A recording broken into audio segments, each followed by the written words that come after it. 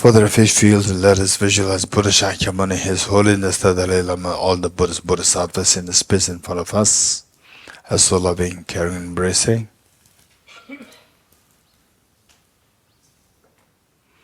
And for the Dorji of the field, let us visualize your two grandparents, all the family members, including your children, and all sentient beings with you, where you are like the mother and all others are like children. And the purpose of this practice is to awaken the Buddha nature within us, the seated perfection within us, to that you are freed from all forms of fears, and that you experience the infinite happiness, and thereby allowing you to be the best of the guide to lead all dear mother sentient beings towards fearlessness and infinite happiness through your own experience. With this in mind, let us turn to page 4. I go for refuge until I'm enlightened to the Buddha, the Dharma, the Sangha. By my accumulations of practice of giving and so forth, may I become a Buddha to benefit all sentient beings. I go for refuge until I'm enlightened to the Buddha, the Dharma, the Sangha.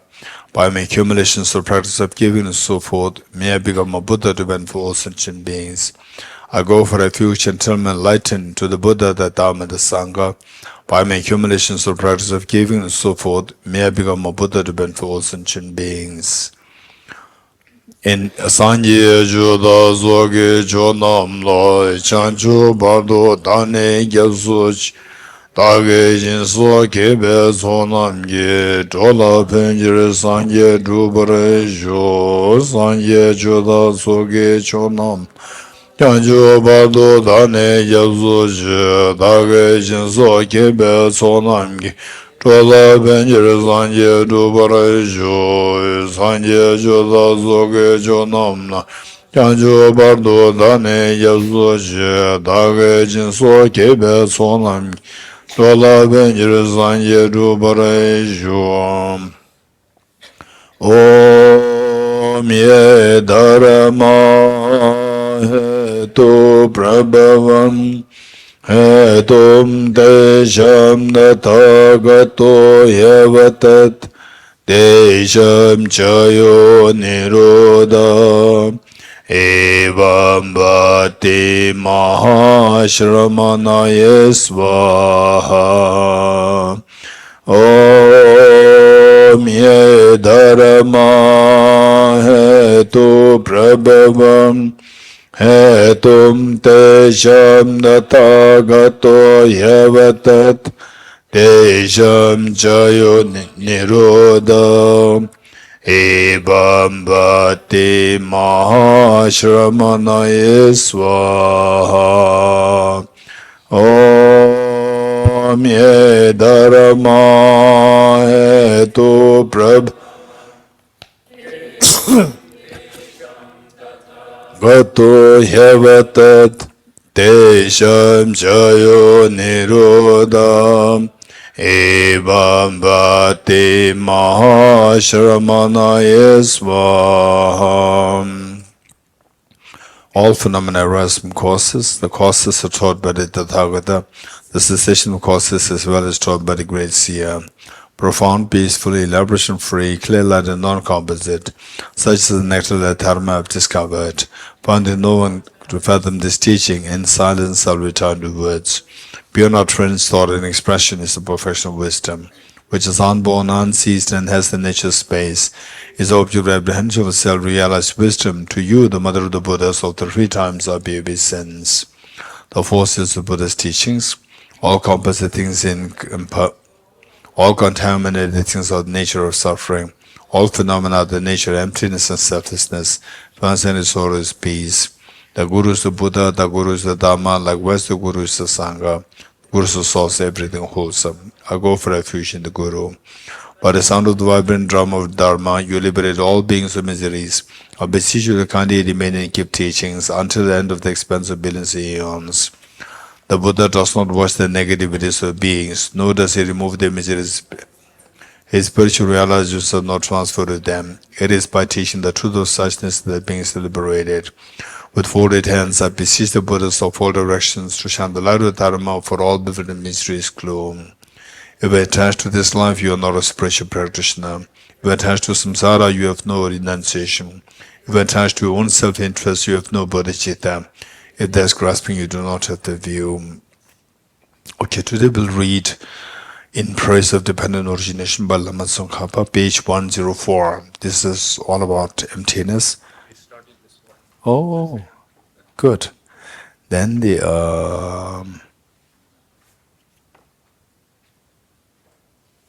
read it, yeah.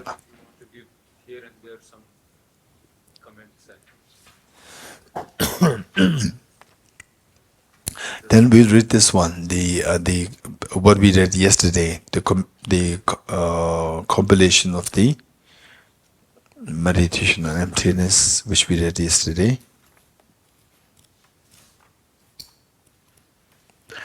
Dependent origination emptiness, page 213, 213. Page 213, 213.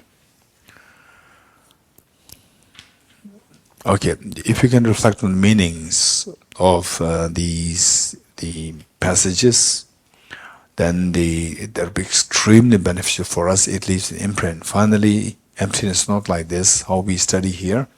So what is expected is that in a way, we're all very fortunate. I'm also very fortunate. Each one of you, we are very fortunate in ways that today the teaching corresponded to the 60 verses on emptiness by Arya Nagarjuna. The reason is that you hear about this first time, it may not really, your mind may not click with the contents of this. But if you study it the second time, or if you go to any other teachings, you see that the other teachings are very simple, very easy, because you have studied this. And then you study this once more, you see that things are very easy for us. And it'll make sense the second time. In fact, I remember I think Indrajitji and several of the people who doing another master's course, they said the same thing. That first time, in fact, there's one who said that the first time I've been listening to the teaching on emptiness, they could not really understand what is being said. And then second time, third time, being very consistent, then things started to make sense and extremely meaningful. There's all these feedback. They're extremely precious. So we are no exception. We will also reap the benefit. The only thing is that you say they dig the earth to build a house and nothing comes out and you stop, then what happens? What you dug will be again filled by the dust. Again, your effort will go in vain. Whereas, although nothing is seen on the surface, but once you stack the bricks, then they come up, they become very stable. So, this is the ground that we have laid for this retreat. Okay, so reading these will help us to stabilize even more. Okay, let's slowly read these. Dependent Origination and Emptiness, a compilation of excerpts from sutras and treatises for meditation. Gift of Youth Ratna Sutra. Manjushri, whoever listens even with doubt to this teaching on emptiness, generates much greater merit than a bodhisattva who, lacking skill in means, practices the 6 perfections for 100,000 eons. This being so, what need is there to say anything about a person who listens to this teaching without doubt? What need is there to say anything about a person who imparts the scripture in writing, memorizes it, and also teaches it thoroughly and extensively to others? The treasure of the One Dasgone Sutra. Any person who possessing all these 10 non-great virtues enters into the teaching of selflessness and has faith and conviction that all phenomena are from the beginning pure to existence, does not go to a bad rebirth. Chapter on Subduing Devil Sutra. If any bhikshu realizes that all phenomena are absolutely pacified of inherent existence, and the beginner of defilement is devoid of self-nature, he'll remove the guilt of having defilements and make unstable the defilements, thus deeming even the immeasurable negativity as dysfunctional, let alone the secondary wrongs done associated with ethics and rituals. Arya Deva's 400 verses on the middle way verse. Those with less merit will not even have a doubt in this Dharma of ultimate reality. Should an inquiry ever arise in someone, it will shatter samsara into pieces. Acharya Dharmakirti's commentary on Velikonation. One is liberated through the view of emptiness. The rest of the meditations are for the sake of that. Bodhisattva Devas are guided to the Bodhisattva's way of life. All of these branches or practices were taught by the Buddha for the sake of wisdom. Therefore, those who wish to pacify suffering should generate this wisdom. Acharya Chandrakirti's entry in the middle way. Even as an ordinary being, when hearing about emptiness, if one experiences with an utter joy again and again, tears flowing from such pure joy moisten one's eyes, and one's hair stands on end, then one has the seed of the wisdom of full awakening. Upadhyaya Question Sutra. The various delightful flowers blossom, and the sparkling supreme golden abode stands so alluring. For none of these is their creator. They are posited by the power of thought. It's through the conceptualization that the world is imputed. Bhikkhuna Vajira's utterance and the fundamental vehicle sutra. The mind is demonic, which views the true self with a wrong view. These composition aggregates are empty. There is no being in them. Just as one designates a cart in dependence upon the collection of parts, so we assert a conventional sentient being in dependence upon the aggregates. Venerable Shavara's writings. Searching for reality throughout space, one finds not the periphery nor the center. All perception cease completely. Likewise, through a thought or search of mind and phenomena, one finds not even an atom of essence. Since the searching mind is not found, nor seeing anything is seeing the reality. Saint Sarah's writings. By entering into emptiness but devoid of compassion, one will not find the supreme path. By meditating upon compassion alone, one will not attain liberation but remain in samsara. With the one capable of grasping the unity of the two, one will not remain in samsara nor abide in personal nirvana. King of Concentration Sutra. Just as in the dream of a young girl, she met with a boy and saw his death. Just was she had been meeting and in anguish at his death, view all phenomena as thus. Arya Nagarjuna's fundamental wisdom in the middle way. Ceasing karmas and afflictions leads to nirvana. Karmas and afflictions arise from conceptual thought. These arise from mental elaboration and grasping of true existence. Elaboration ceases by union to emptiness. Neither the aggregates nor different from the aggregates. Aggregates don't depend on him, nor is he dependent on them. That the Tathagata does not possess the aggregates. What is the Tathagata? That which dependent originates is posited to be empty of independent existence. That being dependently designated, this is the middle way. Since there is no phenomenon that is not dependent originated, therefore there is no phenomenon that is not empty. Arya Nagarjuna's precious garland. If the person is not earth, not water, not fire, not air, not space, not where is the person out of those? Just as a person is not truly existent because of being an aggregation of the six elements, each element also is not truly existent as they are aggregations of their own constituents. Dharma Samgiti Sutra. Form appears as a mass of form. Feelings resemble bubbles in water, and discriminations are like a mirage. Mental formations are like plantain trees. Consciousness is like a magical illusion, so taught Surya Mitra. Arya Nagarjuna's commentary on the awakening mind. Those who understand this emptiness of phenomena, yet also conform to the law of karma and its results. There is more amazing than amazing. There is more wondrous than wondrous. Arya Deva's 400 verses in the middle way. When dependent arising is seen, ignorance does not occur. Thus, through all efforts, strive to find this subject. His Holiness, this 7 Dalai Lama's rain shower of feats, a song of the four mindfulnesses as a guide to the way of the middle way. At the crossroads of the six collections of consciousness that have diverse perceptions, are seen the hazy dualistic phenomena which are based as. There is a magical show that is by nature deceptive. Don't believe them to be true, but view them as having the nature of emptiness. Don't let your mind go astray, but place it within the nature of appearance and emptiness. Through not losing mindfulness, hold it within the nature of appearance and emptiness. The sphere of appearing and existing phenomena is pervaded by the space of the ultimate clear light of suchness. There's an ineffable ultimate reality. View this nature emptiness through abandoned mental contrivances. Don't let your mind go astray, but place it within the ambience of reality. Through not losing mindfulness, hold it within the ambience of reality. His Holiness the 14th Dalai Lama pray for proliferating the Dhamma of the land of snows. Venerable Marpalo, Zawa, Shebe, Dorji, and so on, host of the precious Gagyu, the source of blessings, the Chenvan excellent masters of this outstanding tradition, to you all I pray, may the Buddha Dhamma of the land of snows blaze forevermore.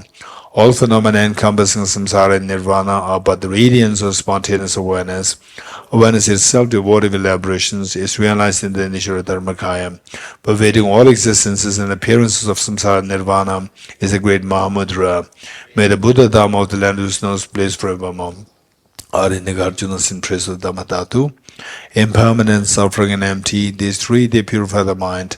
The Dhamma that is unsurpassed and purify the mind is the lack of intrinsic nature. Concluding prayer from Lama Tsongkhapa's Ocean Reasoning, a commentary on Arya Nagarjuna's fundamental wisdom of the middle way. Throughout my future lifetimes, may I always be guided by Arya Manjushri and be able to uphold the Dhamma in general and the teachings of independent origins in particular, even at the cost of my life. Shiri Hiruka, Shiri Hiruka, Shiri Hiruka.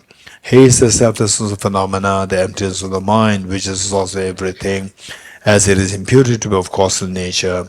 Ru is the selflessness of the person, the emptiness of the self that is fabricated of the verbal conceptual thought that grasps the self of person. Ka is the ultimate reality, the absence of the distant duality of subject and object. Shiri is the non-dual exalted wisdom that abides in congruence with the emptiness of object. Is the meaning of Evam.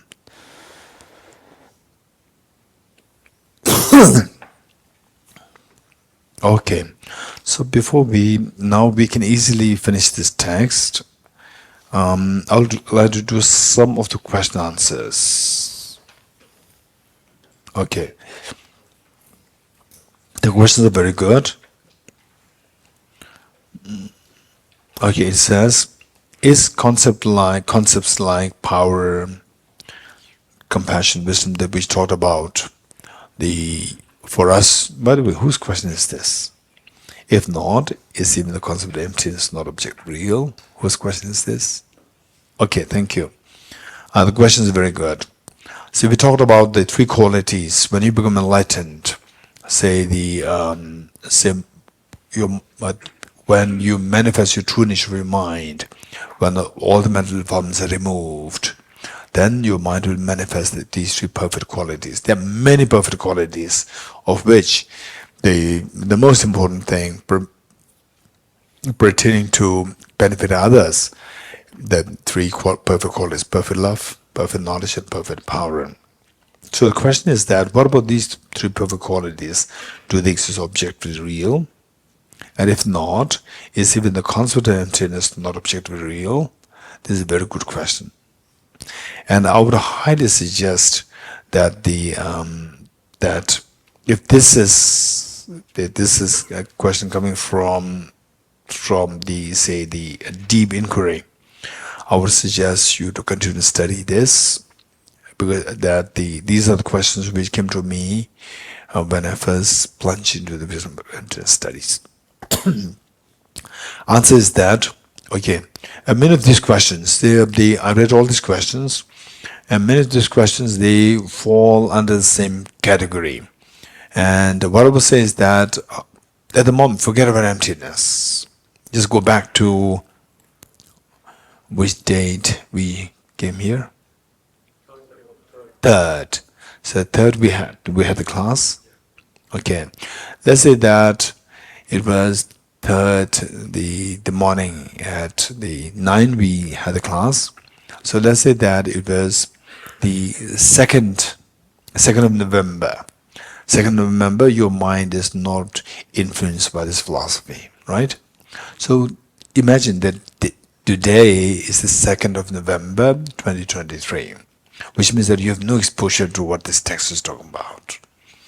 And but do you acknowledge that for you to come all the way from Delhi or from various countries to come to Deer Park, you have to buy tickets, you have to think of, you have to contact Pravinji, right? Did you do that? Without doing this, it's impossible, right? You cannot really be a part of this program. So there's a cause and effect. And also what I'm saying is that there's a cause and effect operating. You agree? You're good. And then in this hall you stay for like say 1.5 hours, and then when the break time you run to the sun. Yes? How many run to the sun? And then when you see me, you feel the disturbance. Right? It disturbed my. So actually, the sun is disturbed, but you said that we're having good discussion. Discussion is disturbed. Actually, the sun is disturbed. You're enjoying the sun, right? Okay. So that when cold, the sun gives you the heat. There's cause and effect, and you feel pleasant. You're getting it. In other words, what I'm saying is that, say whether you study this or not, cause and effect is operating. Yes, no, right? Cause effect is operating. This is the reality. Because this is the reality, so by studying this, by meditating on this, the reality will not be affected. Yeah? Your perception of reality will change. The reality will not be affected. Make this distinction. The reality and the perception of the reality. These two are different. You're getting it? The reality meaning, I'm not talking about the ultimate analysis. You're getting it? Reality meaning that before you even heard about what is ultimate analysis, conventional analysis. Even before that, you know the reality that, okay, so just imagine that you are in Deer Park. No, you will say that no, just by imagining I will get nowhere. So to get to Deer Park, I have to do something. I have to buy ticket, I have to plan, I have to write to Deer Park office, right? So this is known as the reality in the conventional sense. So this reality will not change. You getting it?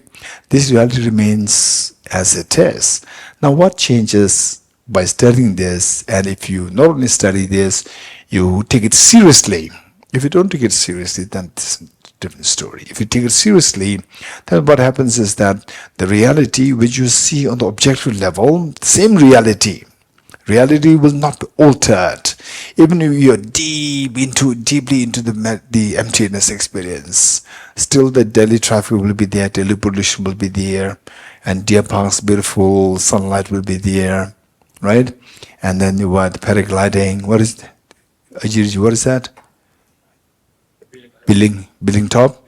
So building top, people can go there, do the paragliding. All this will continue, right? Even if you are in deep meditation, but you are benefited. How? Say the reality is there.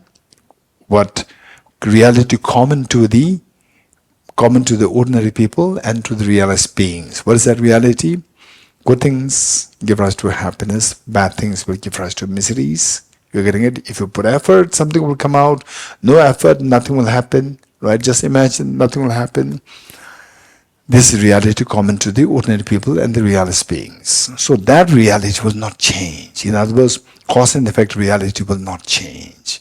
Now what happens is that by realizing this is the first thing that should happen to us is that all the reality, cause and effect, not altering at all. For example, let's say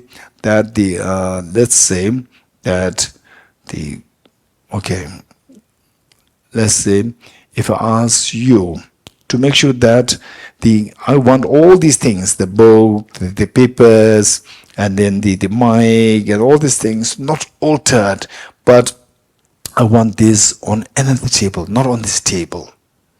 What will you do? Hey, what will you do?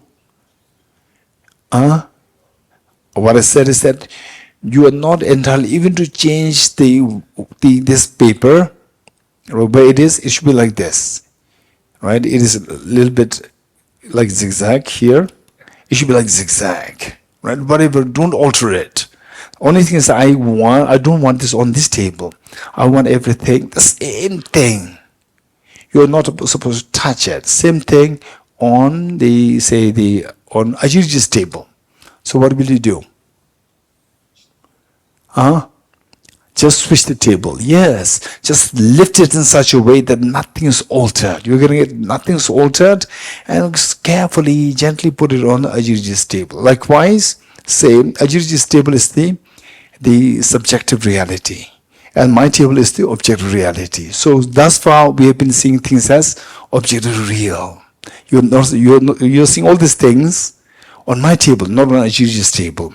Now, with the wisdom emptiness, what happens is that whatever is on my table is moved to Ajirji's table without altering anything. You're getting it? Cause and effect, good, bad, everything is moved one place of what you see as on the objective level, you start to see them on the subjective level. That's it. Right? Cause and effect, nothing is altered, nothing is changed. Everything remains the same. Now with this, what is the benefit? The benefit is that seeing everything on my table, seeing things objectively real, what happens? The afflictions arise. Afflictions, anxiety, you lose control. Say for example, in dream, whatever happened in dream, it was happening on the subjective level or the objective level. In the dream, subjective level, but you see them as happening on the objective level. You wake up, whatever happened in the dream, you will not say that in the dream you dreamt of doing paragliding from the building top, right? How many did it, by the way? 1, 2, 3, 4, 5, 6. You did it, right? Pinzala, how many times you did it? Only one time. The money, one time. And who else? Sheribu, how many times? One time. Ajirji? One time. Anyone else? One time. One time. Okay, is there anybody who did 2 times? 2 or more? No. Okay. Let's say that you dreamed of having done it 10 times. Right? This is my now 10th experience. You're dreaming of that. And then you flew. And then you land. Right? And you wake up. You wake up, you'll not say that, I did it 100 times in the dream. You'll not say that. I did it 10 times in the dream. In the dream I did 10 times. In reality I did only 1 time. You getting it? In dream I did it 10 times. In the dream, whatever you dreamt in the dream, you convey the same thing when you wake up. But the difference is that in the dream, you saw that as having done objectively. Waking up, you saw that as having done subjectively. That's the change happens from the objective to the subjective. And what's the difference? What's the benefit? Seeing them objectively done is very scary, right? Something may happen. I have to take the risk. And waking up, the risk, you don't have to worry about the risk, right? It's just a dream. The moment you come to know that it's subjective, your fears dissolve. That's the benefit. Nothing has changed. That the paragliding will continue to fly, right? You bury emptiness, then the paragliding stops flying. If whatever's in the air, steps there in the air, no, it will continue to fly. Delhi pollution will continue as long as the stable burning is happening. Pollution will continue to happen there. You're getting it?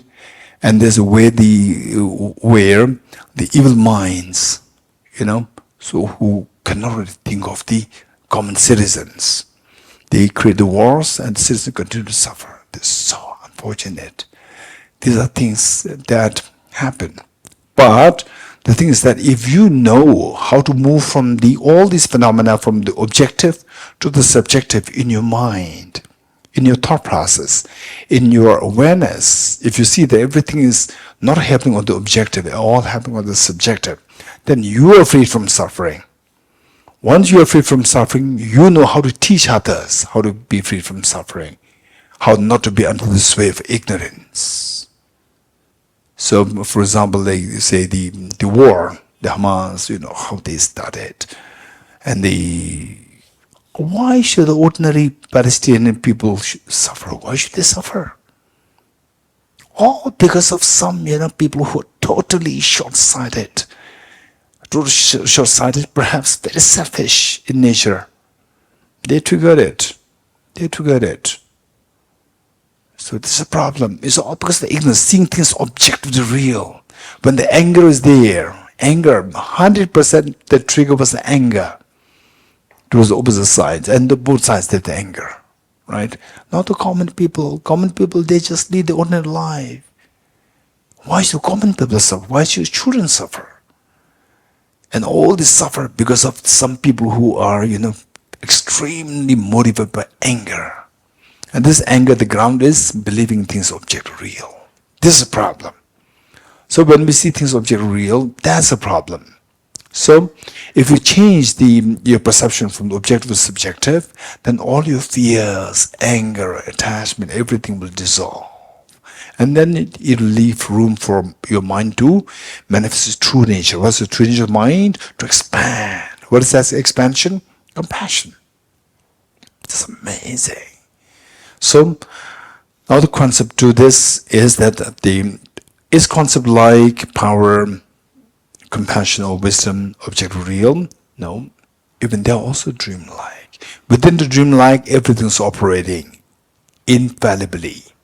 Within the dreamlike, within the subjective reality, everything operates infallibly. So we talked about the difference between the subjective existence and the nihilism. Right? They don't exist objectively. Compassion, wisdom, and power, they don't exist objectively, they exist subjectively, like illusion. Illusion-like and illusion, there's a difference. In illusion, there's no cause and effect operation. Cause and effect is defied. Whereas the illusion-like, cause and effect is operating. This is the difference. Okay, good. And then the next is even the concept of emptiness not objective real? Anybody who likes to give the answer? This is a good question. If yes, if not, what not? If they don't exist objectively, compassion, power, and wisdom, then does it mean that even emptiness also does not exist objectively? This is a question. What's the answer? Anyone? Ajirji? Yes. Yes, meaning it exists objectively. It does not exist objectively. Was it Elias, right? Yes. Elias. So the Ajirji is saying that emptiness is no exception. Nothing exists objectively, including emptiness. So therefore the Buddha taught emptiness of emptiness. You getting it? There's what is known as the 16 divisions of emptiness. One of which is emptiness of emptiness. People, emptiness is so precious. Again, you objectify emptiness. Buddha said, don't objectify this. The moment you objectify emptiness, again you are trapped in samsara. Right? So it's not that, for example, say the fire. The fire, you hold it, it burns you. Right? You can let go of this. But the fire is there. Now, objective existence is not there. It's not there. It's not that, I hold it or let it go. It's just with what? These say it is your projection. You just mentally create a sense of objective existence. It's not really there. So at the moment when you see the emptiness so precious, again you hold emptiness as object real. Even that is a problem. So the Buddha taught emptiness of emptiness. Okay. And the Elias, follow-up question? Is it not like a bit contradictory? How can you define something as empty that is objectively real under the meta-analysis as empty? How can you... Okay. So this book, after studying emptiness, Elias, this book, does it exist? Okay, what are the two questions? What are the two gates through which you get the tact to say you are entitled to study emptiness? What are the two questions? Does things exist? What's the answer? Yes. Yes. Does the book exist? Yes. You said no. Good. So the earliest is awaken a little bit. You're getting it? So you pass through the first question, first gate. Okay, good. The next. Okay, more than the question, I'm impressed by the handwriting. It's amazing. Is there a solution far away from here, or can it hit now? What is that? Okay, doubt. What if ones don't want? What if others don't want to be or couldn't be held at all, regardless of intensity, volume, and type of suffering it may be? Whose question is this? Oh, the handwriting is amazing, right? It's just I'm fascinated by the handwriting. So my mind is not really with the question. Mine is over the intensity, the handwriting. I just you can place it somewhere. It's amazing. Wow. Handwritings talk a lot about the person. Handwritings talk a lot about the person, right? Lazy or extremely meticulous. Look at this handwriting, so meticulous. It's amazing, right? And somebody who is very smart or not so smart, you can easily see from handwriting. Yeah, this is meticulous. Okay, so the question is, okay, why the principle? Why don't you ask this directly?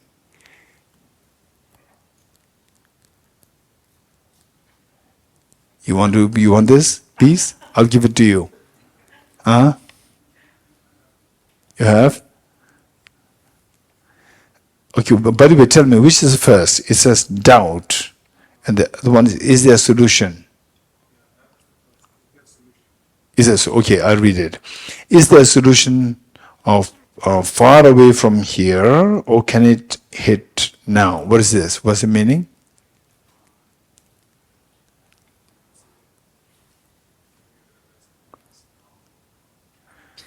Okay, this is a good question. Can we realize emptiness now? How many of you are curious about it? Raise hands. Can we really realize emptiness now? Raise hands. Okay. You don't have this question. Can we realize emptiness now? I think in the process of time. Yes, okay. So in fact the answer, Ajirji knows the answer already. Right? I'll give the answer now. So in fact,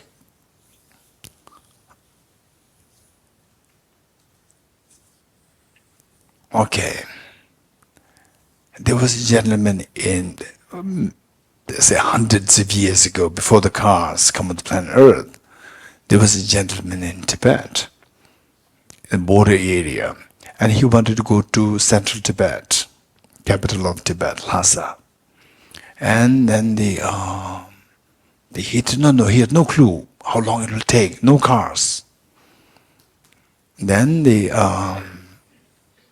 was a frequent traveler coming by, and he asked the frequent traveler, "Sir, how long does it take to reach Lhasa?" And the frequent traveler, he did not give the answer. Like this, the answer to your question, right? You have to listen to this, and you share with other people once you get the answer. And the frequent traveler, he did not give the answer. And again, the new traveler asked, "Sir, how long does it take to reach Lhasa from here?" And frequent traveler, again, he didn't give the answer. And then he was a little upset. The new traveler, fresh traveler, was upset. He left. And the frequent traveler said, hey, stop. It'll take 3 days for you to reach there. And he said, why did you not give me the answer before? Why do I give me the answer now? So he said, I didn't know how fast you move. Now I know how fast you move. So from this calculation, I can see that you'll reach in 3 days. You're getting it? Will I realize emptiness, right, in this life? How fast you move, how consistent you move. Some of their movements are different movements are there. Some they take 10 steps forward, 20 steps down. Again, 10 steps up, 20 steps down. They will never reach. Some people, right, they take 2 steps, right, and then stop. Right? And then the others will tell you that, hey, what are you doing? I'm a little tired, resting. Oh, why are you tired? Because I'm going towards emptiness. And some say, but you're very boring, always the emptiness, emptiness. What is boring? Come to the pubs. Right? Take you to the pubs. And then you step back. 2 steps forward, 5 steps backward. Right? And then they say your life, you have it's not that you have 1,000 years to live, right? And it may require, say, okay, if you say average physicist, average intelligent physicist, do you think that this person will study for, right? So like 80 years, the person will eventually become a Nobel laureate in physics? And no matter how much you put effort, you're getting it? So you also require some degree of intelligence, right? No, it's not only effort. Intelligence, again with the intelligence, always in pubs, you will never again get Nobel laureate. So you need both. Intelligence and effort, you require both. You're getting it? So only then, and that consistency required. Then we can say that consistency and merit, not only consistency. Some people, they go deep into this, they become sick. They become sick, not because of these, for some other reasons. Some sickness happened, something happened to your family, and something happened to the whole environment. You end up into some complications, litigation cases, and so forth. These are all obstacles. So these obstacles can be rid of by merit. So that's what is known as a merit. And many of you, we need to know what is merit. Merit plays a very important role. So all these factors come together, you can realize emptiness, no doubt. Okay. Then the next. What if others don't want to be or couldn't be helped at all, regardless of your intensity, volume, and the type of, or regardless of their intensity, the intensity and volume and the type of suffering that they go through? Is this your question, Pinzola? Okay. So the point is that the point is that it requires, like the sound clamp. You helping, and the other person should have some initial desire. 1 man can take the horse to river, but 20 men cannot make it drink. So for the horse to drink, right? If you want to make the horse drink, give water to the horse. So 2 things required. 1, you take the horse to the river where the water is, and from the horse side, horse should have the desire to drink. These 2 combined together, only then we can make the horse to drink water. Otherwise, even if the horse has the desire to drink water, but if you don't take the horse to the water side, horse cannot drink water. If the horse does, even if you take the horse to the river, but if the horse doesn't want to drink, the horse will not drink. So 2 things are required. Your effort and the other's effort both are required. But they say the other's effort, how to create the other's effort, of course it should come from the individual.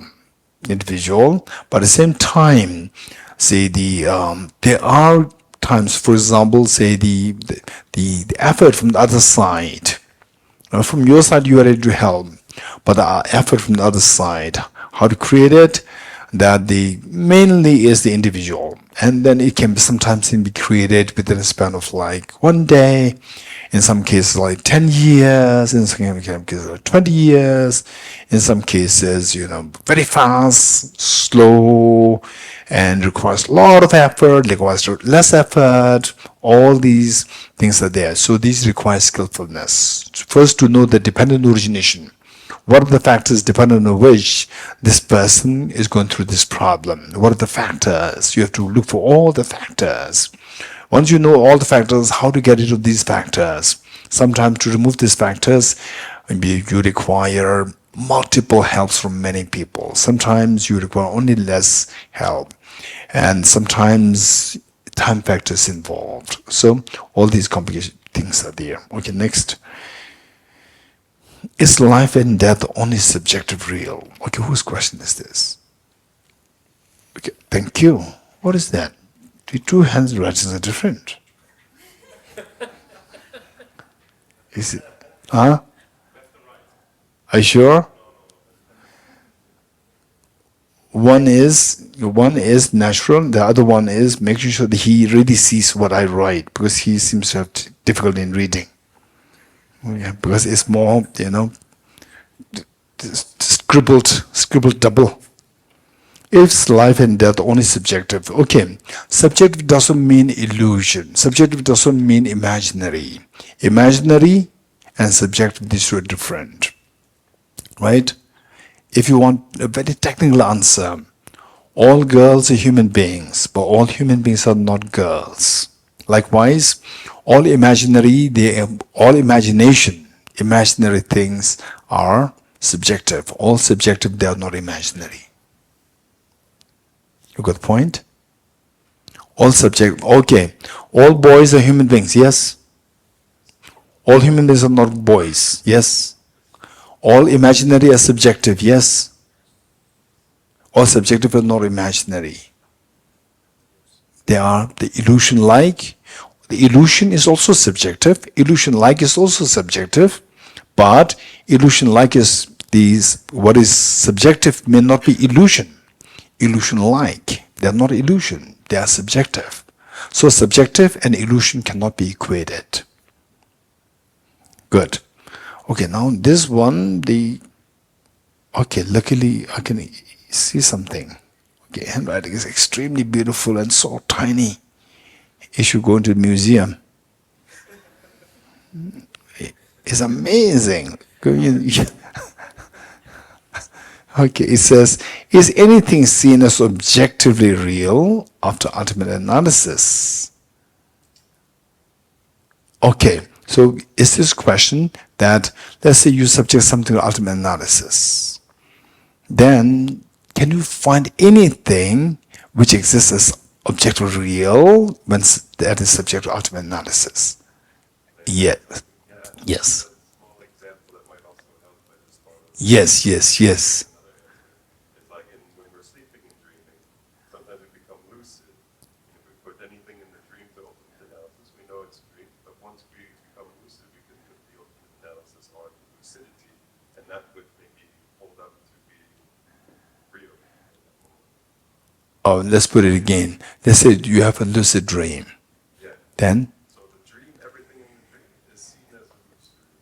But Is illusory, yes. the self that's seeing the dream is not seen as illusory. If that makes sense. So Okay, let's say in the dream, you have a lucid dream. So everything in the dream is illusory. put to ultimate analysis and you can see, yes, it's illusion. Then, But then the lucidity itself, putting that to the ultimate analysis.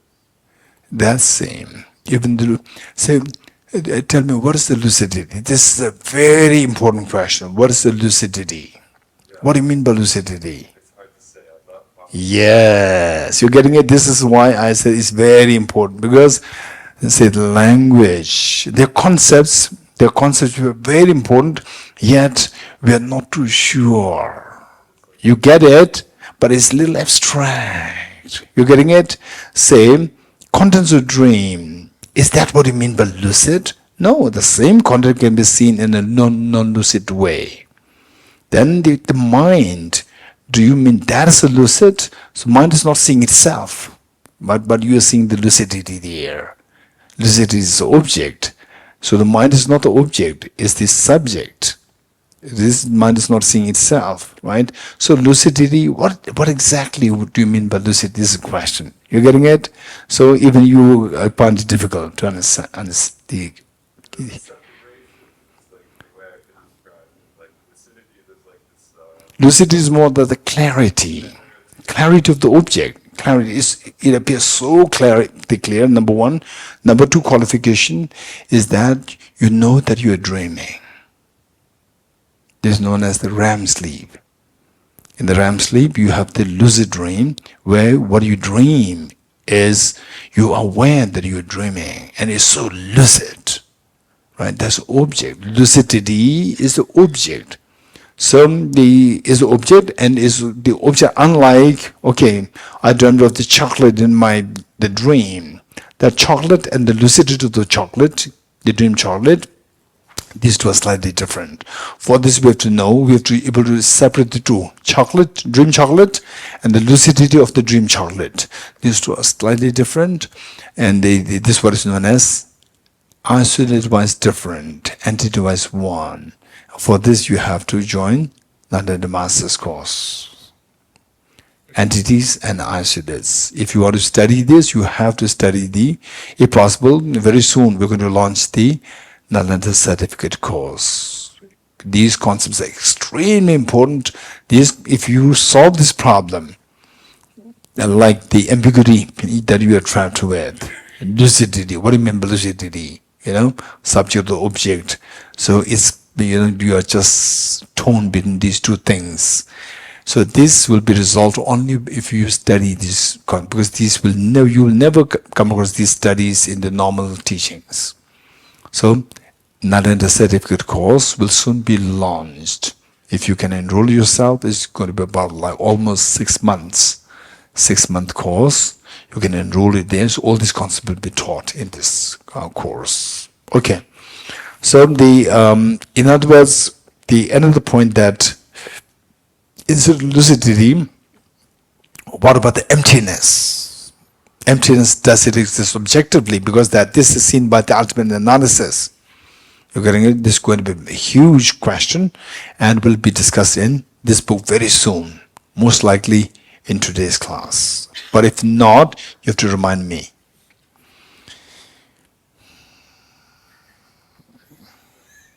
How can we describe emptiness without modern technology? Examples like electron microscope. If the electron microscope is not there, then the Micah is very naughty. She's taking me the photograph of me looking like this. Yes. Very naughty. Okay. So the Mike is asking that without the electron microscope, can we not explore emptiness? You getting it? So in the past, at the time of Arya Nagarjuna, no electron microscope. How did it manage to meditate on emptiness? Is question. But here we talk about electron microscope all the time, right? How did they manage without the electron microscope? How did they manage the understanding of emptiness? This is a good question. And for this, I would say our mind, emptiness of mind, we cannot see mind through electron microscope. You getting it? So how do we do it? That Kunal's question will do that, right? Kunal will ask me. Okay, good. Then the last question. I have more questions here. We will continue to do these questions gradually. And okay, what is done is done. I'll give them here.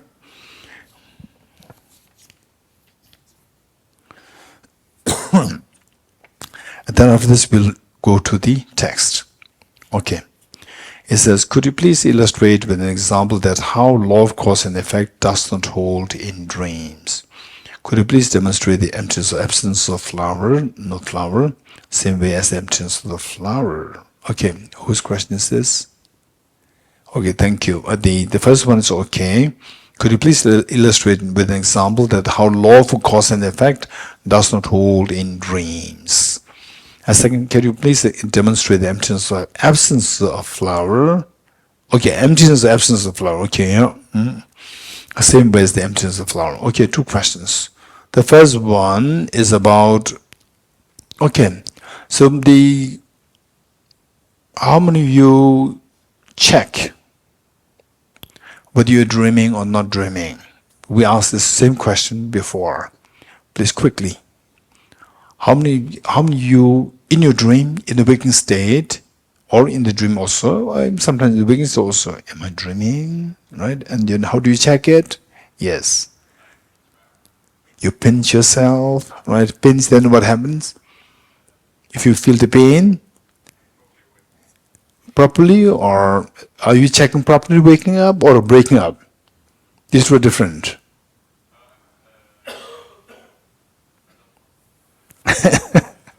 So, okay, here.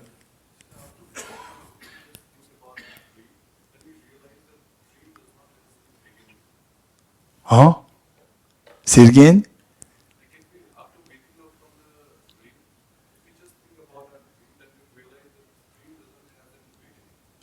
Why not?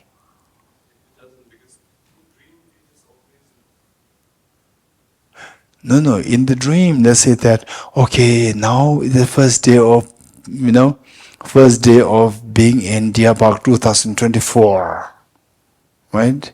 It's not real. 2024 is yet to come, right? Okay, now we are having a retreat 2024, first day, January 1st. This is the beginning, no? You're dreaming, and this is beginning.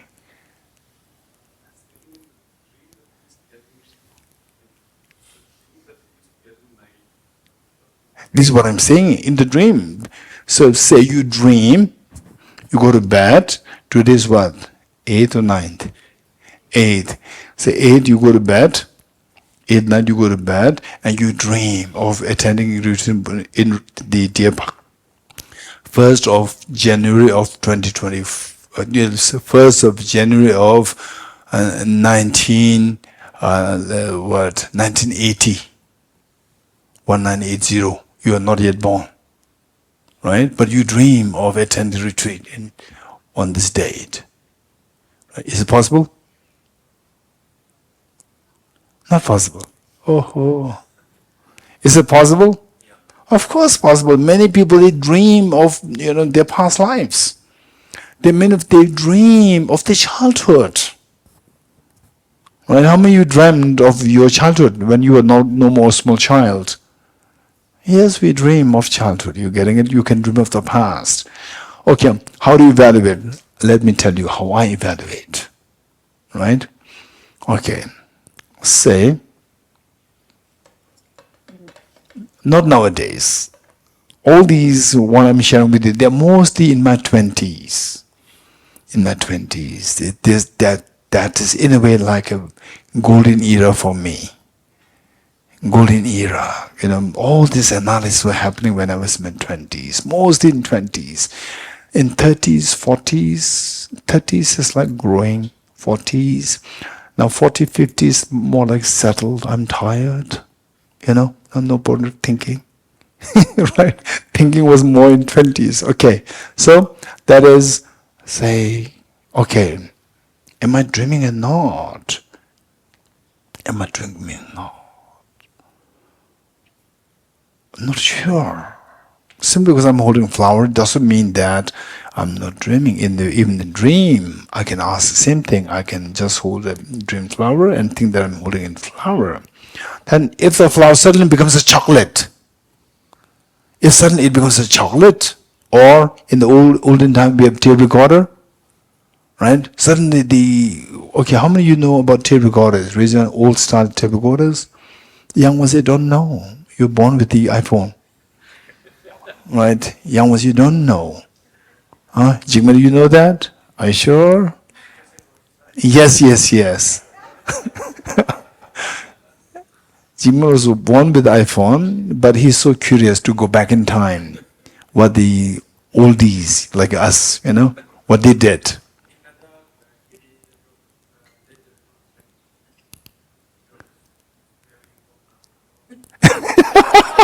Look, this is what he's saying. When you are born, mean the oldies. Yes, when the oldies are born. Yes. Ye- Yes. Yes. So,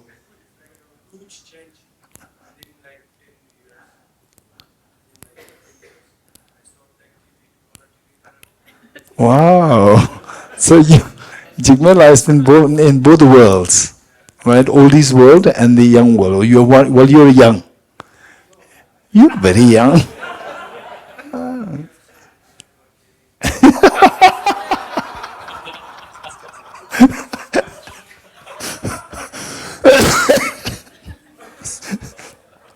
Okay, listen. So how I check is that this flower, if it suddenly changes into this was what I actually did. You getting it? In one of the dreams, I was just asking myself, am I dreaming or not? And then I picked a flower. A flower suddenly changed into a tape recorder. Then I concluded this isn't dreaming, I'm dreaming. I'm dreaming. Because in real life, this can never happen. Flower can suddenly change into a tape recorder, it'll never happen. So I'm dreaming. This is how I decided. So why? The flower cannot become a tape recorder for no reason. That defies the law of cause and effect.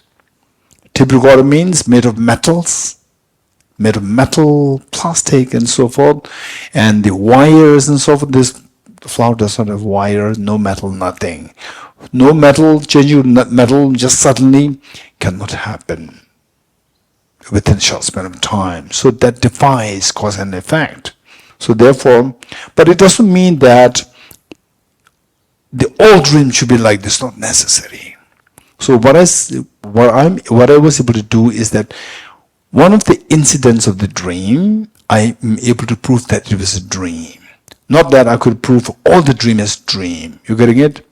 Say for example, say out of hundreds of people who are telling lies, you may be able to detect one person as telling lies, and others you cannot prove that others are telling lies. Still, so these are things.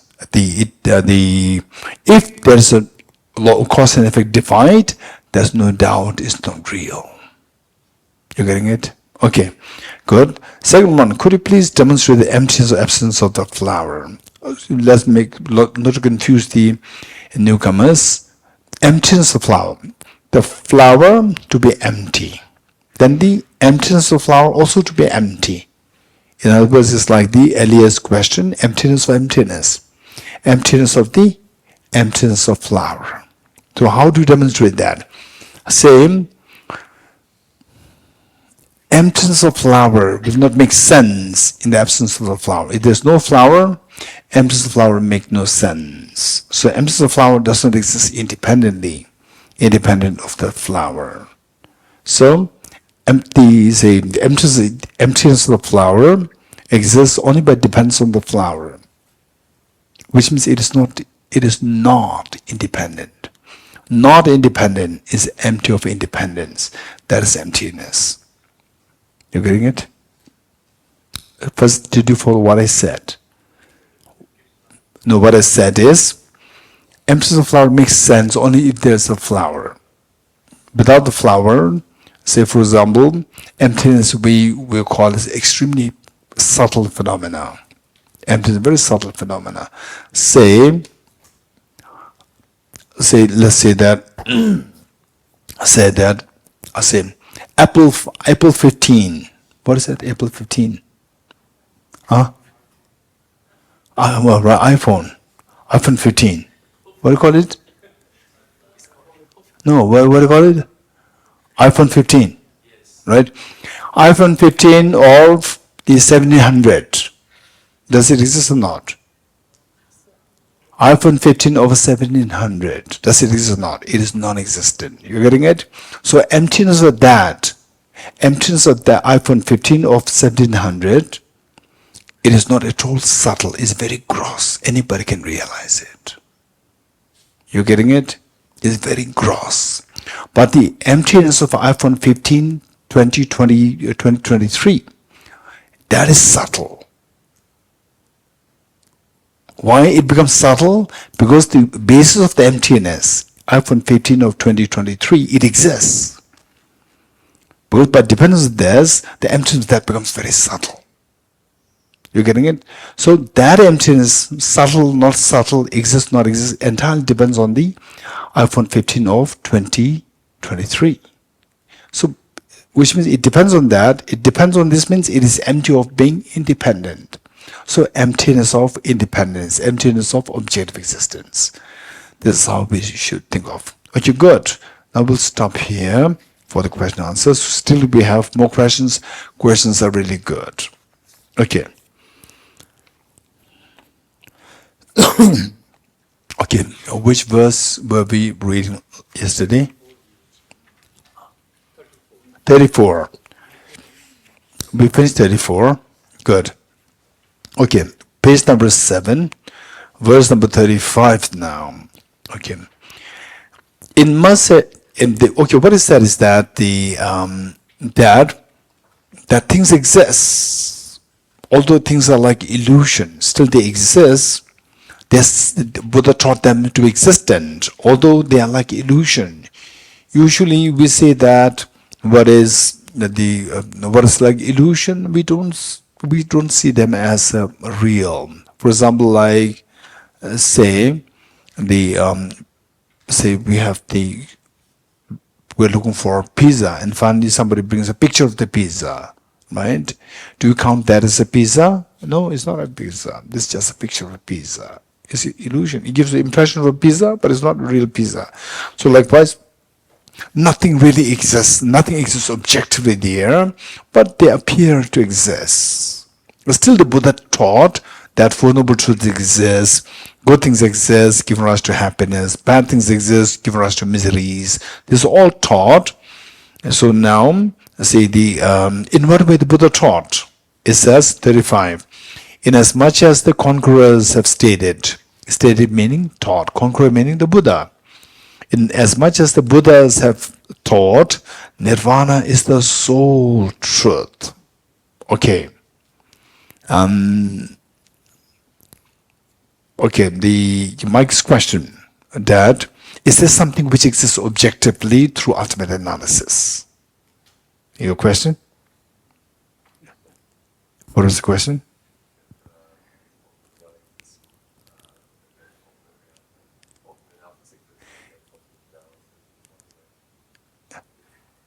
Okay, so is there something that exists objectively under the ultimate analysis? Right? Or you forgot a question? I can identify a question very easily. Right, the small piece. Right, this is there. I can easily identify it. Okay, what is that? How could we describe emptiness without modern technology that was done? Is anything seen as objectively real after ultimate analysis, or with ultimate analysis? With or after? Same. Okay, good. So this is a big question. Okay, first, what have you learned? I'm not asking whether you have experienced it. What I'm asking is, what have you intellectually learned? I give the answer according to what I've intellectually learned. My question to you is the same. What exists objectively? Huh? What exists objectively? Nothing exists objectively. What exists in the eyes of ultimate analysis? Raise hands. Who said nothing? Raise hands. Okay. Say emptiness is seen by which analysis? Ultimate analysis, conventional analysis? Ultimate analysis. So emptiness is found by ultimate analysis. Hey, yes, no. Hey, what happened? Emptiness, is it found by the ultimate analysis or not? Emptiness, is this ultimate truth or not?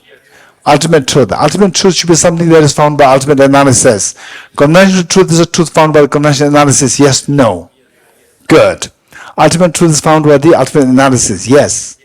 Emptiness is found by ultimate analysis. Yes. So emptiness should exist objectively because it's found by ultimate analysis. Yes.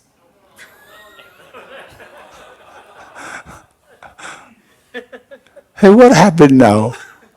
Okay, now that's why you thought that you got you got something, and suddenly right, this question comes and it again disrupted all what you learned before. Raise hands. Now I'm confused now. I'm confused even more now. Raise hands. Or I didn't really understand the question. You're lucky. If you not understood the question, you're lucky.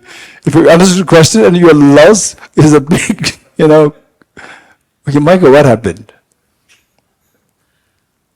You understood the question, or you didn't understand the question, so okay, or you understood the question and then, yeah, this big question, right? Big question.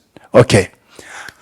How many of you feel that, oh, this is a real complication, right? Okay, so will you do this as a part of your group discussion? Huh? Yes? Okay, good. Okay, no question? Questions all here.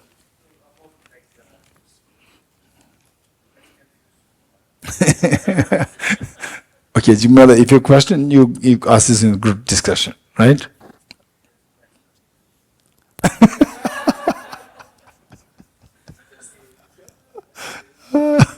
Okay.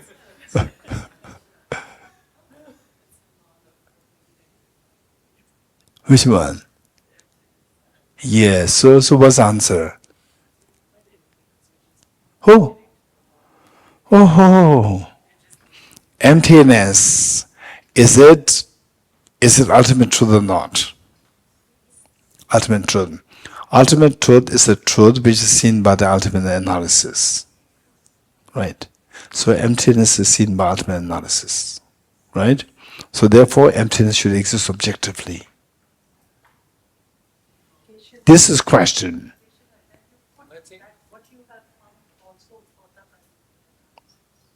No, whatever is the case, first solve this, then we can go to the next point.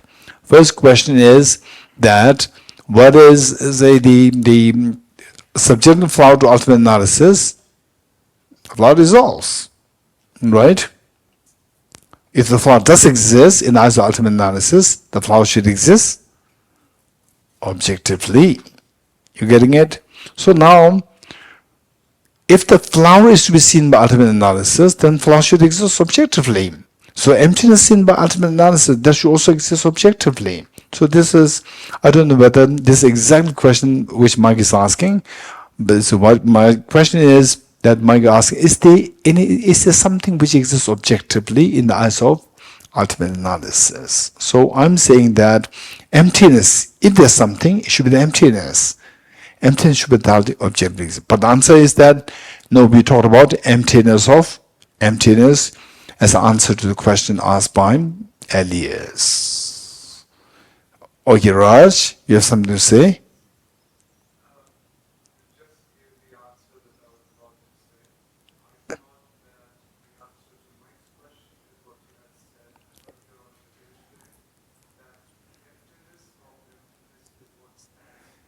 Okay, so the answer is there, but you have to solve this, you have to pass through the gate of this question.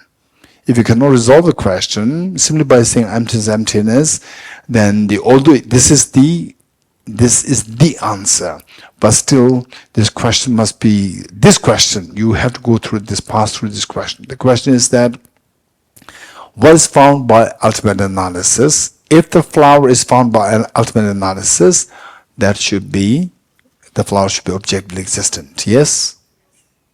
Likewise, huh? If the flower is found by ultimate analysis, the flower should be objectively existent. Yes, no. Yes. So, we don't find the flower. But we find emptiness. So, emptiness should be objectively existent. This question. Yes, Ajidwala.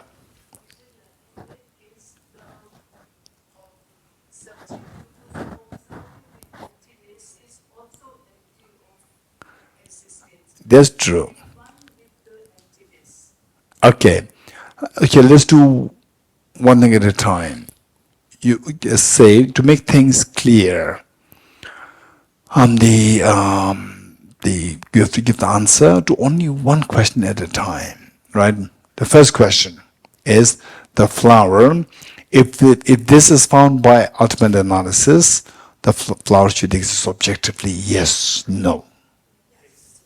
I should rather yes, no. Which means that if the flower is the object, if this is found by ultimate analysis, the flower should exist objectively. Good. If emptiness is found by ultimate analysis, emptiness should also exist objectively. Yes, no. Yes, no. Yes. So the emptiness, does it exist objectively? It should exist objectively because it is found by the ultimate analysis. It is found by ultimate analysis because it is ultimate truth. Ultimate truth is the truth which is seen by ultimate analysis. What no?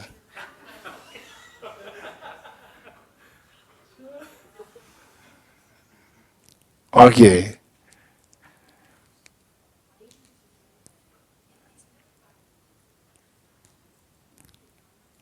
Which one? Emptiness. Ultimate nature, ultimate truth. Emptiness, is it not found by the emptiness? It is not found by ultimate analysis? Ultimate is the emptiness. Is it ultimate truth or not? If it's ultimate truth, is the truth found by the ultimate analysis? The object, the reality found by the ultimate analysis is known as ultimate truth. The reality found by the conventional analysis is known as conventional truth. You're getting it? This is how we define the true truths.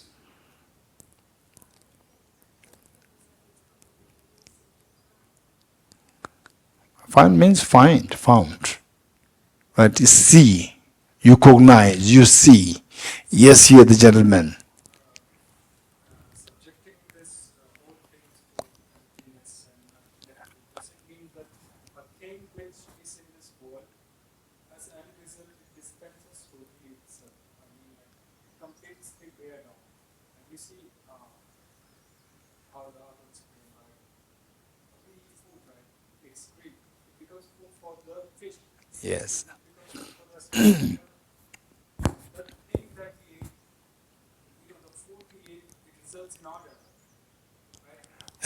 The food that we eat, it results in our development or our growth, physical growth.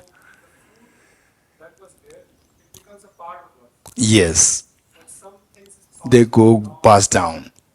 so do you mean that ultimately this thing can be completely done away? And as an end result, because in something there's a law that there's always end result. There's always end result. Nothing is created. I mean, nothing can be absolutely. Okay, let me paraphrase to see if I got you correctly. So what I'm saying is that we eat food, and part of it becomes your body. For example, your cells wear out, and some new cells are produced, right? So these cells, new cells are produced. They should produce from food that we eat. Whereas much of that portion is just discarded through some sweat, excreta, urine, whatever we discard. But some part of this becomes your part of the body, right? Okay, so this ultimate analysis, does it mean that in the end everything will disappear? In the end, before it is not disappeared, later it disappeared. Is what I say?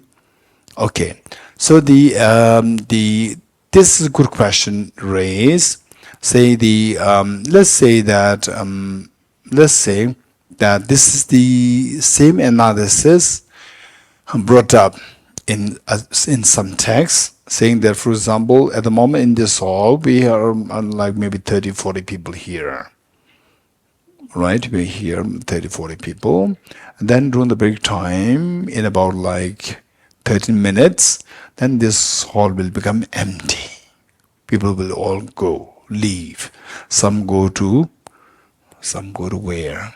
Group discussion, some go to get tea, some go to get bed, sleep, in different places. Majority will be in the in the group discussion. Majority will go in group discussion. Some will go as a part of the body, right? Meaning that the food that you eat. That was some will go into the, to get some tea and so forth. This was split. So we see that initially this hall is filled with people. Then after 13 minutes, this hall will be empty. Ultimately, this hall will be empty. So 11th November, this hall will be empty. All the people will be gone completely, right? Okay, so is that initially not empty, later on empty? So if whereas emptiness and the object, these two are always together. Not like at one point the object is there, then later on the emptiness comes. It's not like this. It's not sequential. You're getting it? So sequential things are there. For example, like today we have, say, people, all of us are here together. 11th of November will be dispersed. So this group will become empty. You're getting it? So this is conventional truth. It's not ultimate truth. So this holds true in the eyes of conventional analysis. Is it true? That's true. That we exist together at one point, then after a few days, then this group will become empty, will disappear. That is the truth. That truth holds true in the eyes of conventional analysis, not in the eyes of ultimate analysis. You're getting it? So which means that, say, the consecutive fullness and the emptiness as consecutive, this is a conventional truth. Whereas the emptiness of the object, these two, the real emptiness should be always together. So while we are talking, while we are together, it exists in conventional truth or conventional analysis, ultimate analysis. We do together. This is conventional analysis. In the ultimate analysis, are we together? That togetherness dissolves in the eyes of the ultimate analysis. So these two coexist. Ultimate truth and the conventional truth, these two coexist. This is a very good question. So these are things how we have to grow in our analysis. You're getting it? This is one level of understanding. Good. Okay. So now let's see. Okay. 35. Inasmuch as the conquerors, what is conqueror? The Buddhas. Buddha who conquered your mental defilements, all the mental demons of all the mental defilements. This is the meaning of conqueror. Inasmuch as the conquerors have stated meaning taught, that nirvana is the sole truth. Instead of soul, change it only. It's the only truth. Only truth meaning only ultimate truth. Not just saying that everything is not, nothing is true. That's not the meaning. Nirvana is the ultimate truth. Nirvana is only ultimate truth, meaning emptiness is the only ultimate truth. And in the mornings, when we meditate on the renunciation, we first meditate emptiness, right? Emptiness, and then in the experience of emptiness, then your sorrow dissolves. That experience, sorrow dissolves in the experience of emptiness. So the desire to attain that experience of emptiness where your sorrow is transcended, that is known as renunciation. The object of the renunciation is nirvana. You're getting it? The goal of the renunciation is, may I be freed from suffering. Freedom from suffering, that is nirvana. You're getting it? So what exactly is nirvana? In a loose sense, we talk about freedom from samsara, freedom from self-grasping, and so forth is nirvana. In a strict sense, what is that freedom from samsara like? Is in the experience of emptiness. In the experience of emptiness, all the conventionalities dissolve. All your miseries dissolve in the experience of emptiness. You getting it? So that experience of emptiness, that way all your miseries dissolve, and not just experience emptiness, but it should be direct realization emptiness, where you get these a great degree of confidence that I can stay in this experience. I can stay in this experience. That confidence comes to you, gate, gate, paragate, parasamgate, bodhi swaha. You getting it? Bodhi swaha of the Shravaka and Pradik Buddhas, not talking about the Buddhas. Shravakas Pradik Buddhas, those who seek personal liberation. When they reach the Bodhiswa level, part of normal learning, at that point they get this confidence to remain in this experience, so that they experience that emptiness which they experience, where all the miseries dissolve. That is nirvana. So what is that experience? Emptiness experience. So that emptiness is nirvana. That alone is the ultimate truth. Because what is said is that ultimate truth is the truth seen by the ultimate analysis. So that experience with emptiness, that is the ultimate truth. That is the nirvana. So it says, inasmuch as the conquerors have stated, nirvana is the only truth, only ultimate truth. What learned person would imagine, I would put it like this, a little alteration in translation. What learned person would not realize, instead of imagine, would not realize that the rest is false. So just the English wise, we just alter the negation. The negation, you put it in a slightly different form to make the meaning a little more clear. Right? Let me put it again. It says, what learned person would not realize, instead of imagine, realize.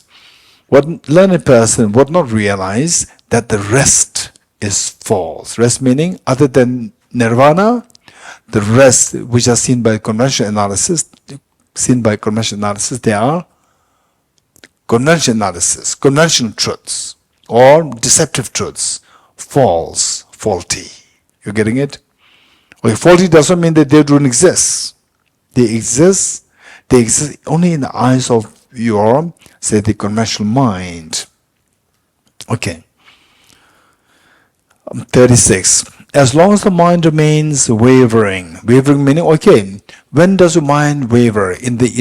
Okay, say, how many of you had a dream last night? Huh? Or you were just thinking about emptiness all the time? I'm sure some of your mind going to emptiness all the time. Yes? Raise hands.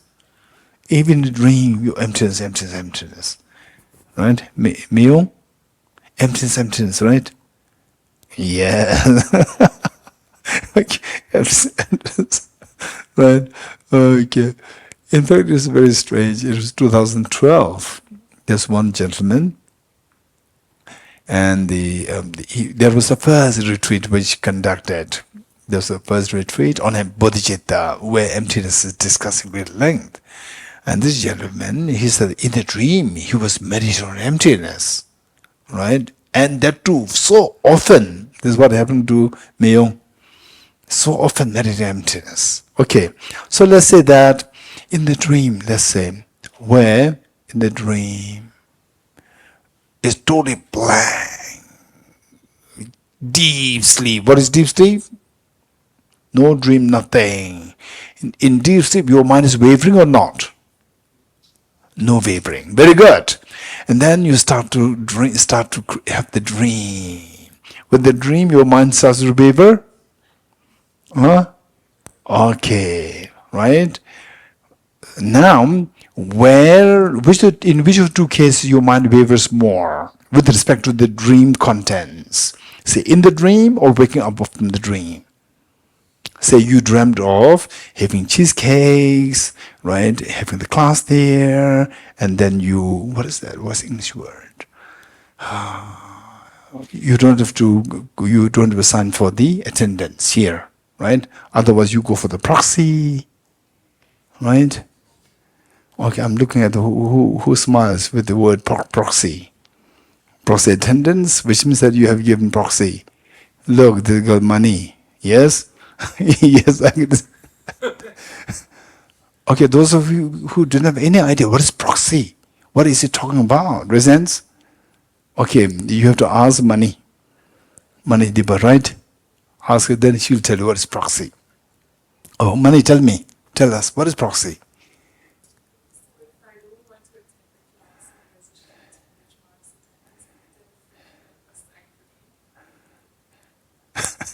Yes. Don't do that. Don't do that. Okay. Okay. Huh? Or in legal terms, you can appoint someone to attend a meeting on your behalf. I see. When you nominate a person to attend a meeting on your behalf, there is also a proxy. Okay. So her proxy is different from your proxy, right? So the Mani Diba's proxy don't do that, right? This proxy is permissible, right? Mani Diba smiled because it's not permissible. Okay. What happened is very interesting. There's one gentleman, I'm not going to disclose the name. There's one young boy. What is his education level, academic level? He just passed class 5, which means like he was drop out. Drop out? He just, what is class 5? Age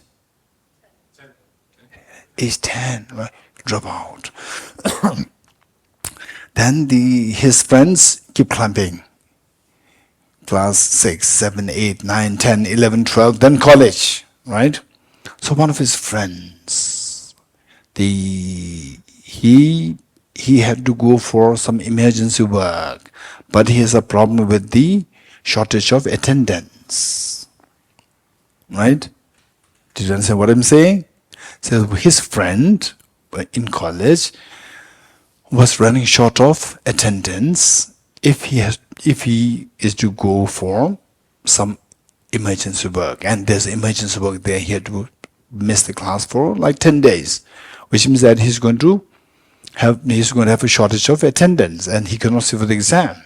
And this boy, very audacious boy, he said, don't worry, I'll go to college on your behalf. What is his level? Is he allowed to go to college? No, he did not even complete class 5. Yet he said, I'll go to your college on your behalf. Proxy. Right? And he said, how would you do that? Don't worry, give me your ID card. Right? So he gave him the ID card. And the ID card has the photograph. So at the gate of the college, the gatekeeper is there. And gatekeeper could not identify the 100, 200, 300, 400 students. Right? He'll just check where's ID. Then he hold the ID with the photograph with his thumb there, thumb pressing the photograph, and said this, right? And the gatekeeper says, go. So we went there. And then he passed the first gate. Second gate, the teacher, the professor would read the names. Mr. A, Miss A, Mr. B, right? Then his friend's name, right? And then Mr. G, let's Mr. G. Mr. G, he would say, yes, sir. Right?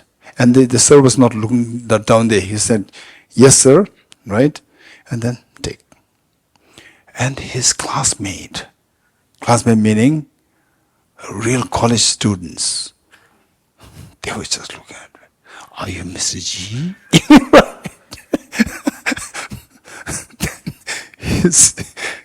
I'm Mr. G. They never saw him before, right? Age-wise, they're the same age. Are you Mr. G?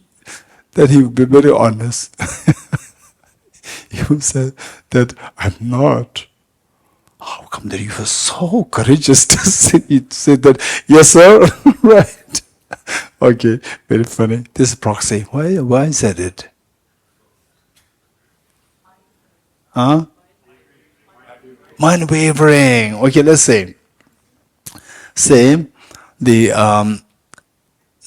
the dream, you had all these attending colleges and so forth, and proxy, all these things.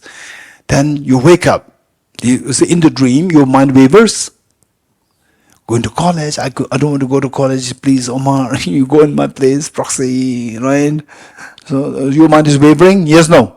Your mind is wavering. You wake up from the sleep.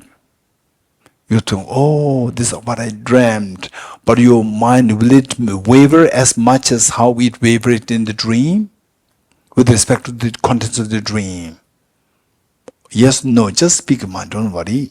There's no correct or incorrect answer. Where will the yet? Yes, in the dream, you actually think this is real. So therefore when your mind goes there, it's actually, you're thinking that you're going there, skipping the class, going. But when you wake up, your mind feels rest. This is all my dream. So the wavering stops. You're getting it?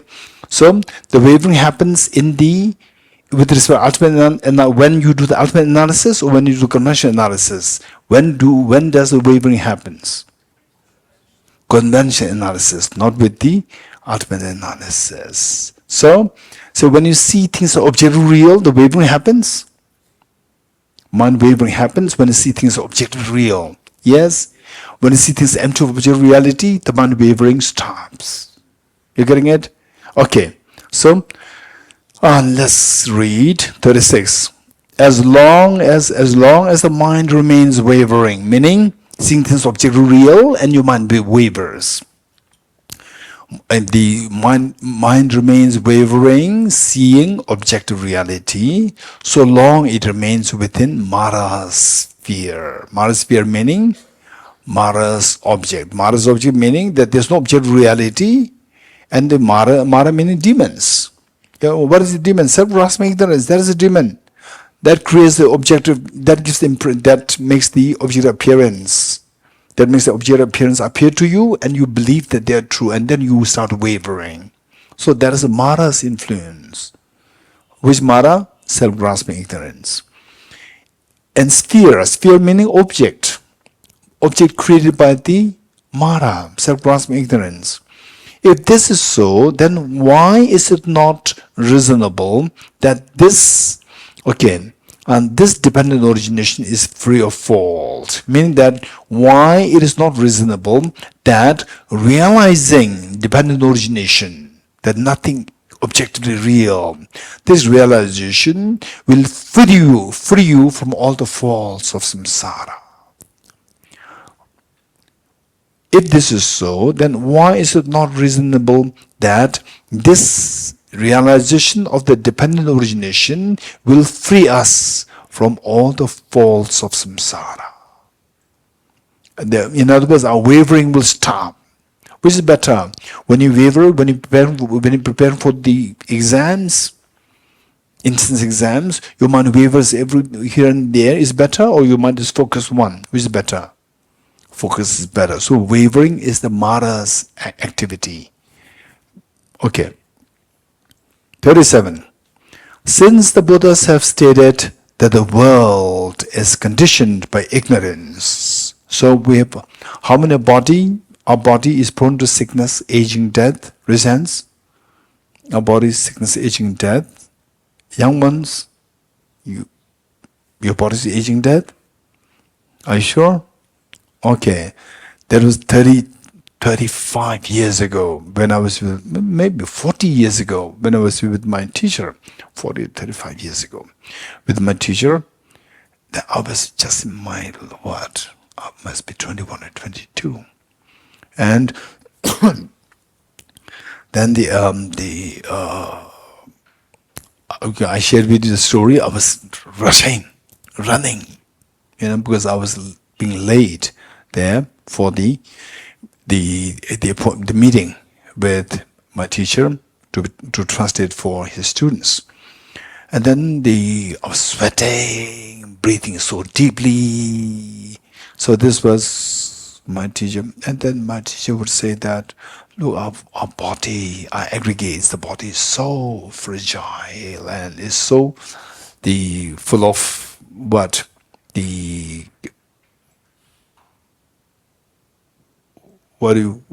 limitations, and then his students, Western students, were there, and they were all older than me. I was in my 20s, and my teacher must be in his 50s or maybe closer to 60s. Then what is that? But this young boy, he will not understand it. Young people, they will not understand the drawbacks of the body. Because your body is so agile, even though you run these things, but still you don't feel the tiredness. And that's very true. So those in the 40s, you feel tiredness? No? 50s? You feel tired? Yes, I could feel the difference. When I was in my 30s, I don't really feel tired. So now I can feel the tiredness. Okay, even the breathing changes. Breathing. In the night, the breathing, it changes. Yeah. Okay. So this body, the body aggregate, 5 aggregates we discussed, particularly the aggregate of the body. This is so fragile and it just degenerates. And then it is so much of demerits there. So Buddha taught that the demeritorious body aggregates, they are produced by the ignorance. So ignorance, there's nothing good in it. So because of this, the body also has all its limitations, drawbacks, limitations. Since the Buddha have stated that the world here is the aggregates, world here refers to aggregates, is conditioned by ignorance. So why is it not reasonable to assert that this world is the result of conceptualization? Which ignorance? Ignorance to see things as object real. So, you see things as object real, that is the one which is responsible for, say, the creating all the afflictions, contaminant karmas and miseries and aggregates, the faulty aggregates. For the aggregates, and because of which, in a way, we are saying that the self-grasping ignorance is the root of these problems. Now, two things there. It has two shades of meaning. One is that self-grasping ignorance is the root of our aggregates, number one. Number two, that because self-grasping ignorance is ignorance to see things objectively real, which means that nothing exists objectively. Everything is conceptualized. Everything is mentally imputed. So the last line says, that this world is a result of conceptualization. Because conceptualization means subjectively real. Why not objectively real? Because what sees object real is ignorance. What sees as object real is ignorance means nothing exists objectively. If nothing exists objectively, there should exist in the form of conceptualizations. We'll stop here. Tiyata om gati gati paragati parasamgati bodhisvatyata om gati gati paragati parasamgati bodhisvatyata om gati gati paragati parasamgati bodhisvaha.